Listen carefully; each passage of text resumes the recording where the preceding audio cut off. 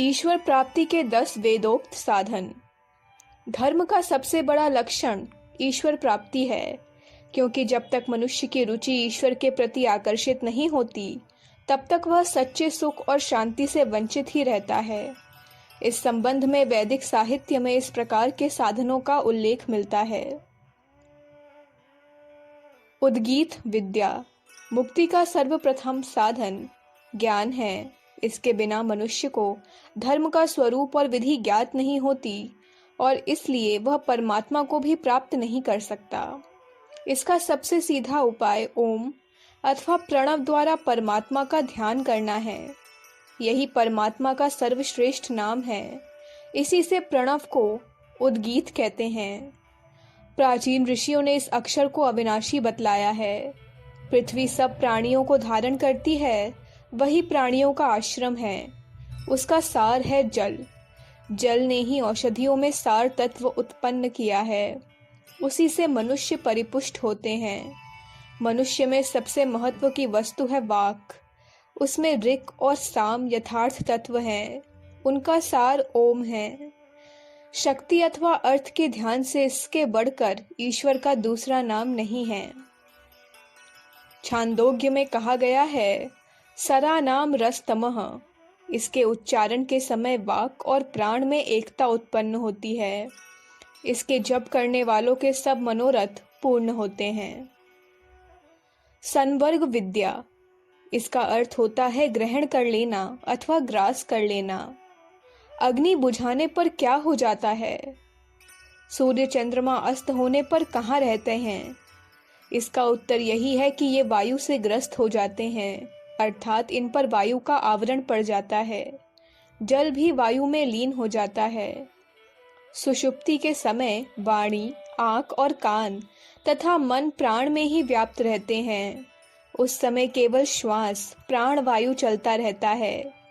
इस क्रिया को प्राण में इंद्रियों का संवर्ग कहा जाता है। पर प्राण और वायु का संवर्ग कहाँ होता है? इनका संवर्ग परमात्मा है। इस बात का आंतरिक ज्ञान जिसे हो जाता है, वह परमात्मा को प्राप्त करने में समर्थ बनता है। वह परमात्मा कैसा है जो सबको खाता है, जिसे कोई नहीं खा सकता, जिसमें सब लीन हो जाते हैं और जो किसी में लीन नहीं हो, वही महामहिमशाली ब्रह्म है।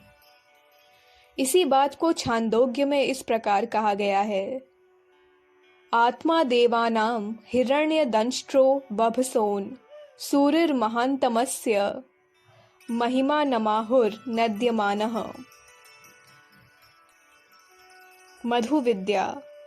माधुर्य प्रत्येक प्राणी को पसंद होता है। मधु विद्या में मधु शब्द मीठेपन का ही द्योतक है। मनुष्य जाति का सर्वश्रेष्ठ खाद्य मीठा दूध है। परमात्मा उससे भी कहीं अधिक माधुर्यशाली है। उसी माधुर्य की प्राप्ति सूर्य के द्वारा हो सकती है, क्योंकि सूर्य खट्टे पदार्थों को पका कर देता है। इसी आधार पर उपनिषद में सूर्य को देवताओं का मधु कहा गया है। पृथ्वी पर मधु का छत्ता किसी लकड़ी आदि में लगता है। सबसे ऊपर का द्युलोक इसके लिए आश्रय है। आंतरिक्ष छत्ता है और सूर्य रश्मियां मधुमक्खियों की पंक्ति। चारों वेदों के अनुसार किए हुए कर्म पुष्प पराग हैं। उनसे अमृत स्वरूप मोक्ष, जो कि मधु है, उत्पन्न होता है। कर्म प्रवर्तक सूर्य ही मुख्य रूप से मधु है और उसकी उपासना करने से परम मधु की प्राप्ति सहज हो जाती है। असौ व आदित्यो देव मधु वेदा अमृतास्तेषामेतान्य मृतानि। पंचाग्नि विद्या। शास्त्रों में कहा गया है कि जो लोग उत्तरायण सूर्य में शरीर त्याग करते हैं वे मुक्त हो जाते हैं और दक्षिणायन में करते हैं वे संसार में फिर जन्म ग्रहण करते हैं। उत्तरायण का अर्थ ज्ञान मार्ग है और दक्षिणायन का कर्म मार्ग। ज्ञान मार्ग की अभिलाषा रखने वाले को पंचाग्नि विद्या का पूर्ण परिचय होना चाहिए। इसका रहस्य उपनिषद में इस प्रकार बतलाया गया है। यह लोक अग्नि है। इसको प्रज्वलित करने के लिए सूर्य लकड़ी है। उसकी किरणें धूम हैं, दिन ज्वाला है। इस अग्नि में देवता लोग श्रद्धा रूपी हवि का हवन करते हैं। इस हवन से सोम की उत्पत्ति होती है। इसमें श्रद्धा जल स्वरूप है, अतएव देवता जल रूप अग्नि में सोम चंद्रमा को, लोक रूप अग्नि में वृष्टि को और पुरुष रूप अग्नि में वृष्टि से उत्पन्न अन्न को जलाते हैं। इससे वीर्य उत्पन्न होता है, जिसका हवन स्त्री रूप में अग्नि होता है। इस प्रकार मनुष्यों की उत्पत्ति में मेघ, लोक, पुरुष और स्त्री कारण हैं। पुरुष और स्त्री को चिता की अग्नि जला देती है। यही 5 अग्नियां हैं। इन पांचों में परमात्मा व्याप्त है। इनके द्वारा जो परमात्मा को जानता है वह नित्य मुक्त हो जाता है। कहा गया है कि इस पंचाग्नि विद्या का ज्ञाता पुनरावृत्ति वहीन मुक्ति को प्राप्त होता है। पुरुषो मानस एत्य ब्रह्म लोकान गम्यति ते तेषु ब्रह्म लाकेषु परा परावतो वसंति तेषाम न पुनरावृत्ति। बृहदारण्यक। उपकोसल की आत्मविद्या। उपकोसल सत्यकाम जाबाली के पास बहुत समय तक शिष्य भाव से रहा, परंतु महर्षि ने उसे ब्रह्म विद्या का उपदेश नहीं किया। गुरु के बाहर चले जाने पर उपकोसल ने मानसिक व्यथा से पीड़ित हो भोजन और भाषण का परित्याग कर दिया। इस पर सत्यकाम की अग्नियों ने उसे उपदेश दिया, प्राणो ब्रह्म, कम ब्रह्म, खम ब्रह्म। इस पर यह संदेह होता है कि प्राण वायु जो अचेतन है, क अर्थात सुख जो परिमित है, और ख अर्थात आकाश जो शून्य है, ये भला ब्रह्म कैसे हो सकते हैं। पर इस वचन का अभिप्राय कुछ गूढ़ है। इसका आशय यह है कि जिस परमात्मा के बल प्राण अपना कार्य करते हैं, यह आकाश के समान व्यापक और असीम आनंद स्वरूप है। जो ईश्वर को इस रूप में समझता है, उसकी उपासना सफल होती है। शांडिल्य विद्या।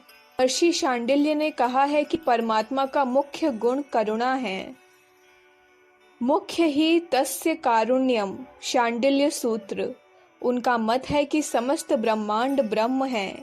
यही भावना उपासना में रखनी चाहिए। इसका कारण यह है कि परमात्मा तज्जलान है, अर्थात यह संसार उसी से उत्पन्न होता है, उसी में लय होता है और उसी से प्रतिपालित होता है।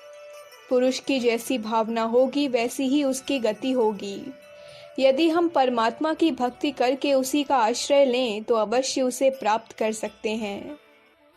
सर्वम खल्विदम ब्रह्म तज्जलानिति शांत उपासीत। दहर विद्या। जैसे इस लोक में पुरुषार्थ से पैदा हुई संपत्ति नष्ट हो जाती है, वैसे ही पुण्य बल से उपार्जित पारलौकिक सुख भी नष्ट हो जाता है। जिसे परमात्मा का ज्ञान हो गया है, उसके सुख नित्य होते हैं, वे कभी नष्ट नहीं होते। परमात्मा का ज्ञान उपासना के बिना नहीं होता। उपासना का अर्थ है समीप रहना, पर जिसका कोई पता ठिकाना ही नहीं, उसके समीप कोई कैसे रह सकता है। शास्त्र कहते हैं कि मनुष्य शरीर ही ब्रह्मपुर है। उसका दहर हृदय कमल भगवान का निवास स्थान है। उसमें भगवान को खोजो। उसमें रहते हुए भी भगवान शरीर के धर्मों का स्पर्श नहीं करते।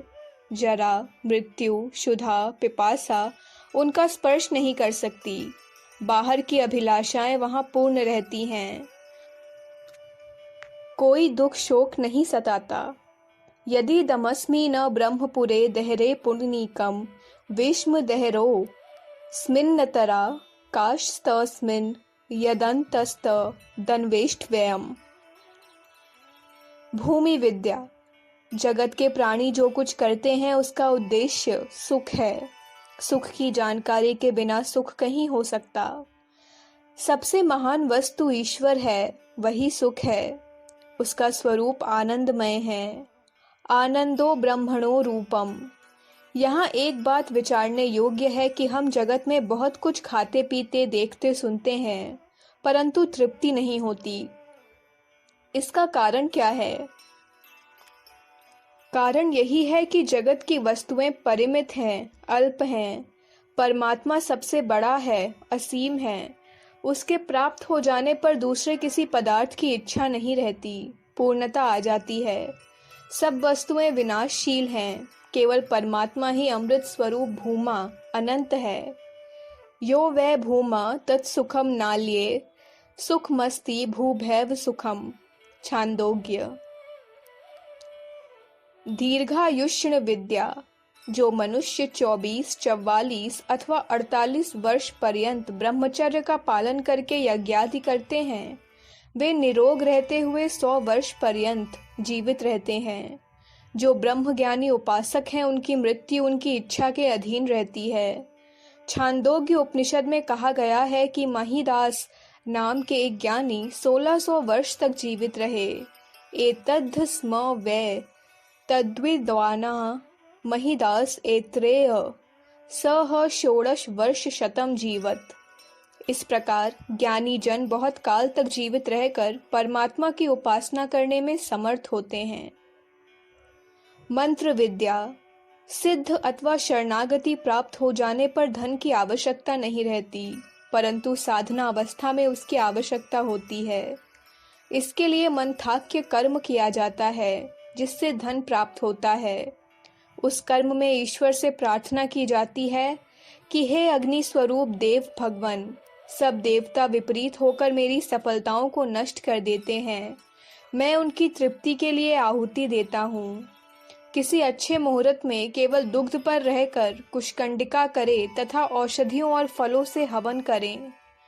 बृहदारण्यक उपनिषद के अनुसार ज्येष्ठाय स्वाहा, श्रेष्ठाय स्वाहा इत्यादि मंत्रों से आहुति देने से मनोरथ पूर्ण होते हैं। इस प्रकार ये 10 प्रकार के साधन मार्ग साधक को परमात्मा की प्राप्ति में समर्थ बनाते हैं। अखंड ज्योति जुलाई 1959, पृष्ठ संख्या 19, 20, 21, 22। हमारे YouTube चैनल विचार क्रांति दूत अखंड ज्योति पत्रिका को सब्सक्राइब करें एवं अगली वीडियोस प्राप्त करने के लिए बेल आइकन दबाएं। धन्यवाद।